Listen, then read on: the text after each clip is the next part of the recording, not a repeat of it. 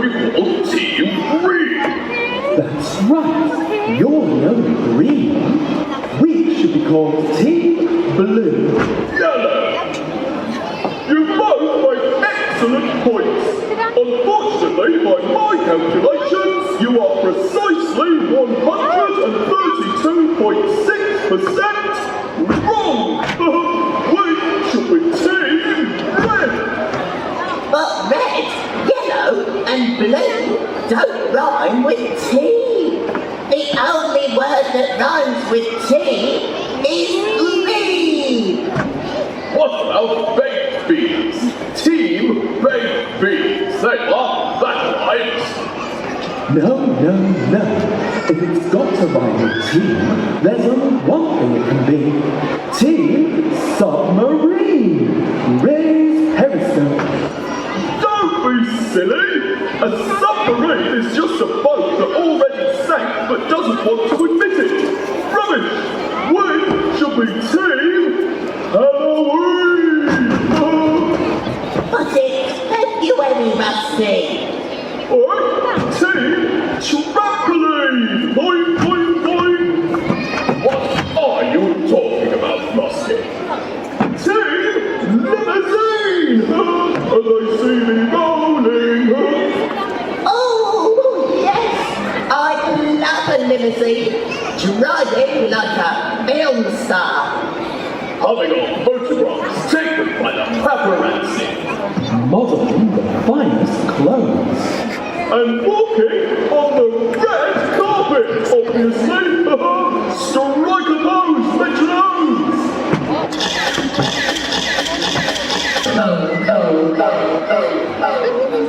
Oh, wait. What were we talking about again? We were talking about posing. It's what Rusty does best. No. We are on a day out, metronomes. Oh, what a beautiful view. Oh, look! Rocks! Oh, Sherman, thank you! You know I love a day out to look at some rocks. Oh yes, I mean look, they are grey, square, don't move, just sit there doing nothing. Thrilling. I can see why you're so excited, Rusty. They're not all grey. Look, this one's got some moss on it. Lovely soft moss, like a little pillow for my These are not just any rocks, metronomes. These are special rocks built in Roman times. We are meeting a famous archaeologist here who's going to teach us all about it. Oh, someone's coming. Maybe it's that arachnophobia-ist you mentioned, Sherbert. Archaeologist, Rusty. Yeah, that's what I said. Aye, let's play a trick on him. Come on, metronomes, strike a pose. Oh, this is no good. I've looked everywhere. I can't find the metronomes anywhere. Have you seen them, Lord? You have? Right, where? There? Wow! Look at this amazing statue of a caveman. What's that doing in the middle of Hadrian's wall? Still, never mind. Now look, this is really interesting because you can see his clothes here. They're made out of animal clothes. You see, we didn't learn to weave what until thousands of years later. Oh, right, sorry, I see what you're saying, yeah. The bone on his hat. Well, the bone on his hat, we don't really know what that means. It might have meant that it was a great hunter. It could have meant that it was a human. What? Oh, right, I see, sorry, yeah. The beard. Well, the beard, you see, obviously there weren't any razors in Stone Age times. So everyone would have lovely big fluffy beards like this and gorgeous, luxuriant moustaches. Bless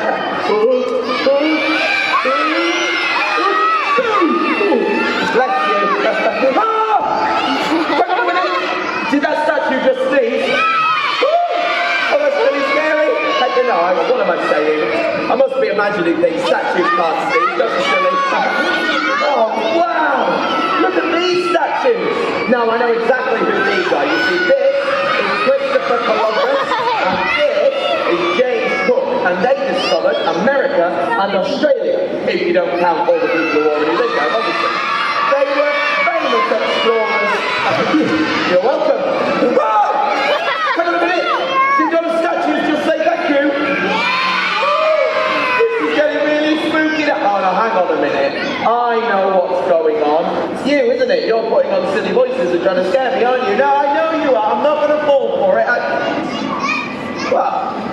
What is this statue supposed to be? I don't understand this one at all. I mean, it's not a caveman, it's not a great Viking warrior, it's not a famous explorer. What a funny looking statue. Oi, Cheeky! Did that statue just call me cheeky? Oh, this is getting really scary. I mean, I had heard that Hadrian's wall was haunted. I wish the metronomes were here.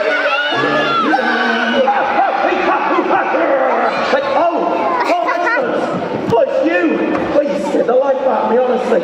Oh, it's great to have finally bumped into you. I'm Alaska Smith, the archaeologist you wrote to learn about history.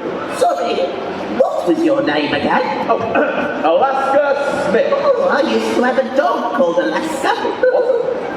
Sugar, didn't your father go on holiday there? Alaska? Oh, don't worry. Alaska myself. My mum doesn't like cold, snowy places like Alaska. She went on holiday somewhere nice and hot. Jamaica? No, she wanted to go. Anyway, metronomes. You wrote to me, world-famous archaeologist Alaska Smith, to learn all about history. So, what exactly was it that you wanted to know? Well, we live in the Metro Centre, and it's a brilliant place to live. Great, that's right. There's all the shops, the cafes, and the restaurants that you could possibly want. Sounds lovely. The only problem is, it was only built in 1986.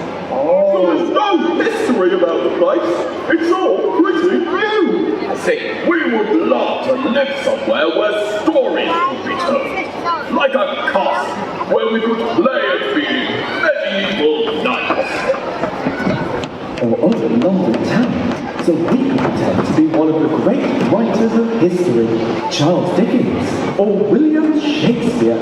All we can pretend in Metro Centre is that we work in one of the shops. Hello, sir. After a new shirt, are we? I'm not really sure blue is your colour. Have you thought of trying orange? Hey, Cheeky. So we wanted to know if there was any interesting history near Metro Centre. Any interesting history near Metro Centre? Metronomes, there's absolutely loads. I mean, for a start, Newcastle and Gateshead were at the forefront of the Industrial Revolution. Don't forget, the very first steam train ever made its first journey from Stockton to Darlington. That's just down the road. And as if all that wasn't enough, you have got Hadrian's Wall! What? Someone got famous for building a wall? Yeah. Perhaps it's a very nice wall. Made of special shiny bricks. I've got a lovely wall at the end of my garden, but I don't make a big song and dance about it. No, Metronomes, Hadrian didn't build the wall himself. It was built in his honour. He didn't even build the wall itself. Lazy so-and-so. Has his house fallen down? Or was he having an exchange built? You've got to make sure the wall around your garden looks nice. Otherwise, what would the neighbours think? Well, I don't think Hadrian's neighbours ever saw Hadrian's Wall. After all, they all lived in Rome. Yes. Well, you see, Hadrian was the Roman emperor from 117 to 138. He was voted in by an overwhelming majority in the Senate. If you don't count the 4 senators he had murdered because they said they weren't going to vote for him. And while he was Roman emperor, he expanded the Roman Empire massively. Here in Britain, his armies pushed north, but they came up against increasing opposition. So here they drew a line from coast to coast and built Hadrian's Wall. At the time, it was the northernmost point of the Roman Empire, and it remained in place for 300 years, a testament to the might of Rome, until the Romans finally left Britain. Hold on. What? You said that this wall goes right across the country. Yep. It must be pretty big. Massive. Yes. How would someone here know if there were invaders on the other side of the country? Maybe they had binoculars. Or maybe used seagulls to bring them messages from the other side of the country. One swap for everything is fine, two swap for help, we're being attacked. No, Hadrian's wall did stretch right across the country, metronomes, but it wasn't just one long big wall. Dotted along it there were watchtowers and fortresses called mile castles, and each one of those would have had some Roman soldiers stationed at it. But you don't have to take my word for it, you can go and see for yourself. Hadrian's wall is still here, Rusty, don't sit on it, it's a World Heritage Site. See, that's the great thing about history, it's all around us. Sure, some of it happened in some dusty desert hundreds of miles away that you'll never visit, but most of it happened right here. The Romans lived and thrived in the northeast. If you haven't been to Wall's End yet, Wall's End, in case the name doesn't give it away, is where the wall ends on the east coast. Then there is a Roman museum there called Segedunum, and it's absolutely fantastic. Hadrian himself visited the northeast. In fact, the first name for Newcastle was Pons Aelius. That's named after Hadrian Aelius. You see, history really is all around us. It's in the names, the buildings, even the streets that we follow today. You mean all those years ago, Romans were living right here? Yes. How exciting! I know, right? To think that Roman soldiers would have gone right past where we're standing right now. That's right. Amazing! Isn't it? How did the Romans get all the way from Rome to here? Oh, it must have taken them ever such a long time. Well, yeah. Don't be silly, maggot. It's easy. Hop on a plane at Rome Airport, straight into Newcastle International, through passport control, and jump in an Uber straight here. Easy peasy, lemon squeezy. Romans didn't have airplanes, Rusty. They sailed across to Britain on boats. That's right. Oh, nice! Another cruise. Very relaxing, yeah. No, Rusty. They came in warships to invade. They walked the length of the country to get this far north. It would have taken them weeks. Didn't they have chariots? I've seen films about Rome, and they're always charging about on chariots. And zoom, way! They're quite quick and mildly annoyed.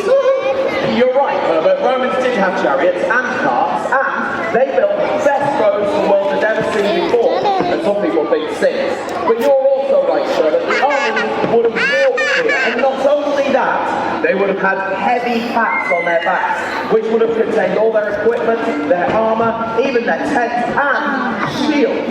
You see, the Roman army was incredibly strong and well organised. Well, that's how they took over so much of Europe.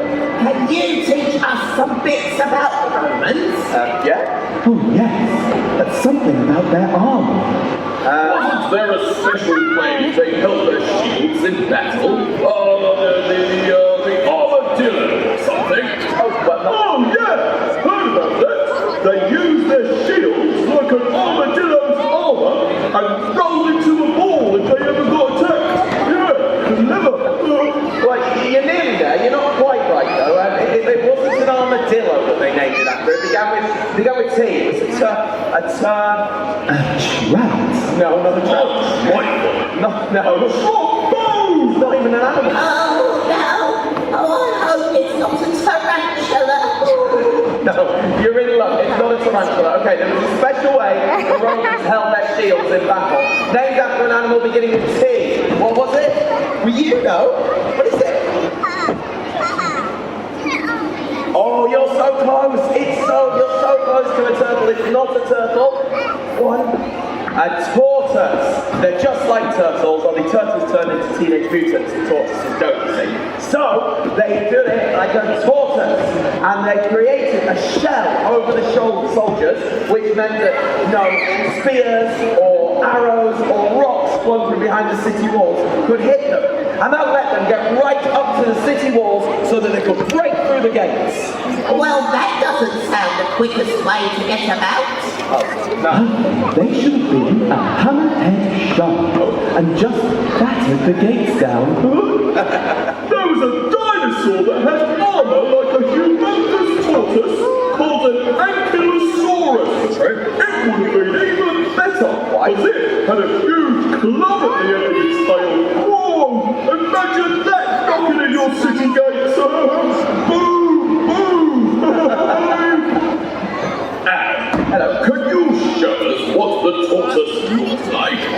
Actually, do you know what? Yes, I can. Because I've got some Roman shields with me. The only problem is they're not really built for metronomes. So I'm going to need some help from our friends down here. So if you want to put your other hand up here. There we go. Come up and just have to put your hand there. Perfect. You can kneel down next to him. And we're going to overlap the shield. And hold it with one hand, put your other hand here. Okay, not on top. There we go. Perfect. Bring your shield in. Put that next to that there. One hand, other hand, and one hand there. Okay, so this is our front wall. Now we've overlapped the shields. That makes it stronger. Because if something hits here, it's not all on you. You've got support from this shield here as well. Okay, now we need you to duck down. Because your job is to stop things hitting us from the front. Your job is to protect both yourself and them by stopping things hitting us from above. Good, nothing works particularly well on the microphone. So, what have we got first? Herbert, what are you attacking us with? Herbert is attacking us with a fluffy dice. Okay? So, here we are. Are you ready? Go on, Herb's big throw. Here we go. Oh, good throw, Herb. Got us on the bounce. That was very good, but didn't trouble them. There we go. Keep that one right. There we go. All right, what have you got, Shirts? Another fluffy dice. Okay, come on, Shirts. Big throw. Oh, well done, Sherbert. That was much better. Okay. Come on then, Maggots. Let's have the big throw. Come forwards a bit if you want, Maggots. There we go. Nice big throw. Ready? Quick as you are. Wait. There we go. Right, that was a good shot. Okay. And finally, Rusty. We haven't got anything to throw. What are you going to do? Oh, hang on a minute. Oh, Aliva! Oh, you've got your heart, Rusty! Oh my goodness, okay, well, there you go. I did hear that your heart grew 3 sizes, so here we go. Come on, Rusty. 1, 2, 3. Whoa! Just took that completely. You're dead, sorry. Okay, so, you want your heart back. You don't want to need that. Okay, we're going to go with some bigger weaponry, okay? But the first thing we need to do, we need 3 shields. That's first of all, okay? So we're making sure that 6 is on the ones on top. That's it, top on top.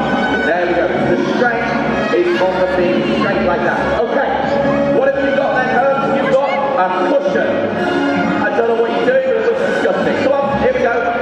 What? Well, it's very precious to me this time, you know, I've saved it from a while. Where did that come from? Okay. Alright, here we go. Come on then, Sherbert has got a beach ball. Here you go, Sherbert. You can pop it down and kick it if you want. Come a bit closer though, you're miles away, you'll never hit it somewhere. There you go. That's it, put it there. On the ball. Okay, Sherbert has got a beach ball. Here we go, and but lofted it over us, Sherbert. Didn't quite get us there, never mind. Curse, what have you got, Maggots? Fish. Alright, keep your shields up. Make sure they're not falling. There we go, keep your shields over locked there. Alright then, Maggots, come on, let's have the fish. Are you ready? 3, 2, 1, go! Whoa! Right, you've got Amber again. You know you're supposed to be attacking tortoise, don't you? Never mind, it's fine. Right, come on then, Rusty. What have you got? A boulder. Alright, this is a big one, guys, so brace these shields. Are we ready? Rusty is about to bowl in a boulder. Okay, here we go, Rusty. 1, 2, 3. Here it comes. Whoa! Great shot, you got to get your hand Amber. But the tortoise stayed intact. Right, back row, stand up. Watch them block the people in front of you on the head with your shield. Stand up, that's it. Front row, stand up. There we go. And what we're going to do, what we're going to do is we're going to march, get off the beach ball. We're going to march over here. Are you ready? Left, right, that's it. And they're surrendering. So the Roman army are victorious. Give them a big cheer. Absolutely fantastic. Well done to all of you. So what you can do now is if you can go and give your shields over here to me and then come and line up over here for me. So go. The cutest little Roman soldier ever. Go, come over here. Still standing there. There we go. Come over here. You're not done yet. You've got one more job. Alright, wait, don't go. Come back. Come back. You've got another job to do. Come over here. Right, come and still standing there. What's going to happen now is I am going to count to 3. You guys are going to bow or curtsy, and all the people out here are going to give you a massive cheer. Are you ready? 1, 2, 3.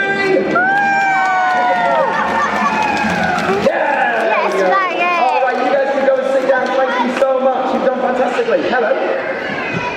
Afterwards. Okay. So, Roman army used, but they had a lot of different ways that they could win in battle. What do army look like then? Did they wear big suits of armour like knights? No, Russell. Everyone knows that armies wear camouflage. Lovely green outfits designed to look like plants and trees. Sounds very fashionable to me. No, modern armies wear camouflage so they remain hidden, but that wasn't the case in the olden days. England and France used to wear red and blue. They wore bright colours so everyone could see who was on whose side. That's true.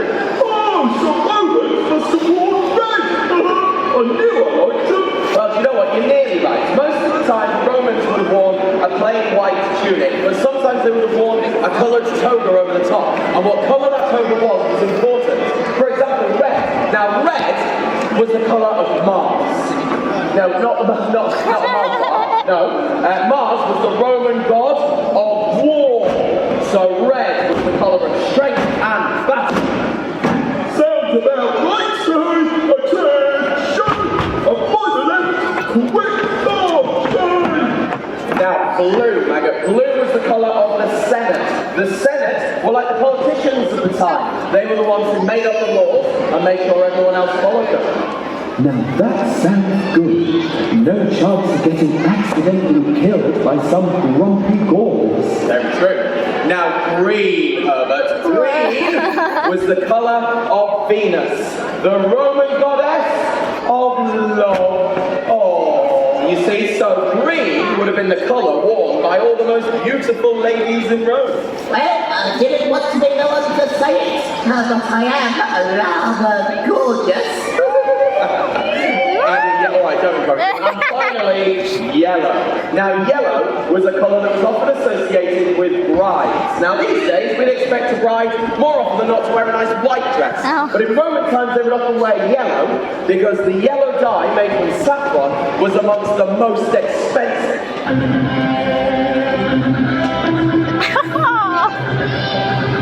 Are they gonna do it? Are they gonna do it? Are they gonna do it?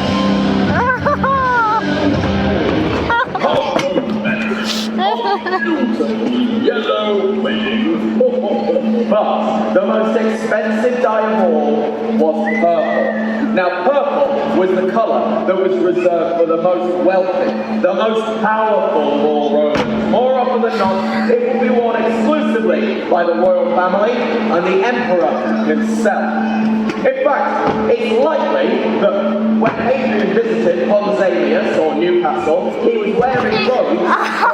Rusty And it may have been the We first are time leaving that Lord. had seen purple cloth because it was very difficult to make the dye. It was made out of very rare, crushed up tropical sea snail shells. Blech. I mean, imagine that, right? Wearing clothes covered in sea snail shells. Gross.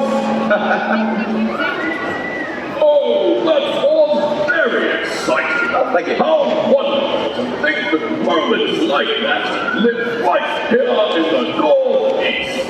That's right. Almost 2,000 years ago. True. I always thought the best exploring was to be done at sea, but now maybe I'll explore the land too. Yeah, I'm going to go and discover some treasures of the Northeast for myself. We should all go, metrognomes. Where are the best places there? Well, if you're looking for Roman remains, there is absolutely loads up here in the northeast. As I said, if you haven't been to Wall's End and visited Segedunum, make sure you go. It is absolutely fantastic. There is a Roman fort in South Shields where they have rebuilt a gatehouse and one of the barracks so you can go and look at what it actually used to look like. And of course, anytime you want, you can get out and about and go and walk next to Hadrian's Wall itself, visiting the mild castles and the fortresses as you head west, including the incredible Vindolanda. History really is all around us. All you have to do is get out there and look.